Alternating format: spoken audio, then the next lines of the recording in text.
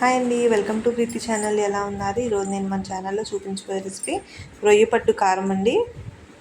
చూసారు కదా, రొయ్య పట్టుతో కారప్పొడి అండి. చాలా అంటే చాలా బాగుంటుంది. నాన్ వెజ్ ప్రియులు ఇష్టంగా తినచ్చు. మనం ఇలా చేసి పెట్టుకుంటే ఎప్పుడు ఏం కావాలన్నా వేడివేడి అన్నంలో అప్పటికప్పుడు కర్రీస్ ఏం లేకపోయినా నెయ్యి వేసుకొని తింటే ఆహా చాలా బాగుంటుంది. మరి ఇంకెందుకు ఆలస్యం, మీరు కూడా ట్రై చేసేయండి. ముందుగా మార్కెట్లో ఇలా రొయ్య పట్టు దొరుకుతుందండి. తీసుకొని మనము కనాల్ గిన్నెలో బాగా జల్లించుకోవాలి. ఇందులో బాగా ఇసుక ఉంటుందండి. చాలా ఒక 10 మినిట్స్ వరకు మనం బాగు చేసుకోవడానికి టైం అయితే పడుతుంది. అంత టైం వెచ్చించాల్సిందే, ఎందుకంటే ఆ ఇసుక అంతా కూడా పోవాలి. చూసారు కదా ఎంత ఇసుక వస్తుందో. అలా బాగా 1-4 సార్లు జల్లించుకొని ఇంక ఇసుక లేదు అనుకున్నాక ఆ రొయ్య పట్టు అంతా కూడా వాటర్లో వేసుకొని బాగా కడిగేసి పెట్టుకోవాలి. 1 నిమిషము వాటర్లో వేసి అలా వదిలేస్తే దాంట్లో ఉన్న ఇసుక ఏమన్నా ఉంటే ఇంకా మనకి అడుగు దిగిపోతుంది. ఇలా 1-2 సార్లు బౌల్స్లోకి మార్చుకొని వాటర్ని కడుక్కోవాలి. దీనిలో ఉన్న డస్ట్ అంతా చూసారా ఎంత మట్టి వచ్చిందో. ఇలాగా కడుగుతూ ఉండగా 2-3 సార్లకి మనకి వాటర్లో డస్ట్ లేకుండా తెల్లగా వాటర్ మిగిలేంత వరకు కడుక్కోవాలి. ఇలా కడిగిన తర్వాత మళ్ళీ గట్టిగా పిండుకొని గిన్నెలో తీసుకొని మళ్ళీ ఇంకొకసారి వాష్ చేసుకోవాలండి. చూడండి, ఇట్లా మళ్ళీ నేను వాష్ చేసుకున్నాను. ఇప్పుడు ఈ విధంగా రొయ్యపట్టు అంతా కూడా గట్టిగా పిండుకొని పక్కకు తీసుకోవాలి. ఇది శుభ్రం చేసిన రొయ్యపట్టు. దీన్ని మనము కర్రీ వండుకోవాలి అంటే ఈ స్టేజ్లో శుభ్రం చేసుకున్నాక వండేసుకోవచ్చు. నేనైతే కారం పొడి రెడీ చేస్తున్నానండి. దీనికోసం పొడి పొడిలాడుతూ ఈ రొయ్య పొట్టు అంతా కూడా డ్రై అవ్వాలి. దీన్ని ఎండలో కాకుండా నీడపట్టునే క్లాత్ మీద కానీ పేపర్ మీద కానీ వేసుకొని బాగా ఆరపెట్టుకోవాలి పలచగా. ఎండకు కూడా వేయచ్చు కానండి, బాగా డ్రైగా అయిపోతుంది. అందుకే నీడపట్టున ఆరేసుకోమన్నాను.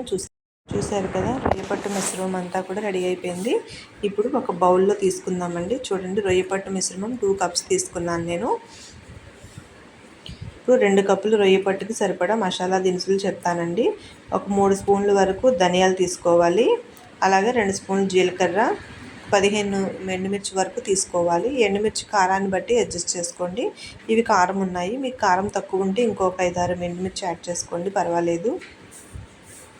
ఇప్పుడు స్టవ్ మీద కడాయి ఆన్ చేసుకొని ఒక 3 స్పూన్లు ధనియాలు, 2 స్పూన్లు జీలకర్ర మిశ్రమాన్ని బాగా కలర్ చేంజ్ అయ్యే వరకు ఫ్రై చేసి పక్కకు తీసుకోవాలి. తర్వాత ఎండుమిర్చిని కూడా వేసి బాగా ఫ్రై చేసుకోవాలి. ఎండుమిర్చి బాగా రోస్ట్గా అవ్వాల్సిన పని లేదండి, కాస్త ఫ్రై అయితే సరిపోతుంది. వేగిన కొద్దీ బాగా మాడినట్టు అయిపోయి టేస్ట్ మారిపోతుంది. తీసేసుకుందాము. ఇప్పుడు ఎండుమిర్చి వేపి పక్కన తీసుకున్నాక అదే కడాయిలో పొడిగానే మనము ముందుగా శుభ్రం చేసి ఆరబెట్టుకున్న రొయ్య పొట్టును కూడా కరకరలాడే వరకు వేపుకోవాలి. ఇవి ఫ్రై అయిన తర్వాత పైకి పేలుతూ ఉంటాయి, అప్పుడు బాగా రోస్ట్ అయినట్టు అర్థమండి. చూసారు కదా, ఇప్పుడు ఈ రొయ్య పొట్టు మిశ్రమాన్ని కూడా ప్లేట్లో తీసుకొని చల్లారనిచ్చుకోవాలి. ఒక 10 నిమిషాలకి ధనియాలు జీలకర్ర అంతా కూడా చల్లారిన తర్వాత మిక్సీ జార్లో తీసుకొని ఎండుమిర్చి, ఒక 7-8 వెల్లుల్లి రెప్పలు, రుచికి సరిపడా సాల్టు యాడ్ చేసుకొని బాగా ఫైన్గా పేస్ట్ చేసుకోవాలి. చూసారు కదా, ఇలా కొంచెం బరకగా వచ్చిన తర్వాత ఇప్పుడు మనం ముందుగానే శుభ్రం చేసి ఫ్రై చేసి పెట్టుకున్నాం కదా రొయ్యపట్టు మిశ్రమాన్ని కూడా వేసి ఫ్రై చేసుకోవాలి. మిక్సీ జార్ని బట్టి మీరు యాడ్ చేసుకోండి. చూసారా, అయిపోయిందండి రొయ్యపట్టు. చూసారుగా ఎంత సింపుల్గా చేశానో. ఈ రెసిపీని వేడివేడి అన్నంలో కారపొడిలాగా రొయ్యపట్టు కారం వేసుకొని తింటే ఆహా సూపర్ అనాల్సిందే. ఇంకా ఎన్వి ఫ్లేవర్తో చాలా మంచి ఫ్లేవర్ టేస్ట్ వస్తుంది.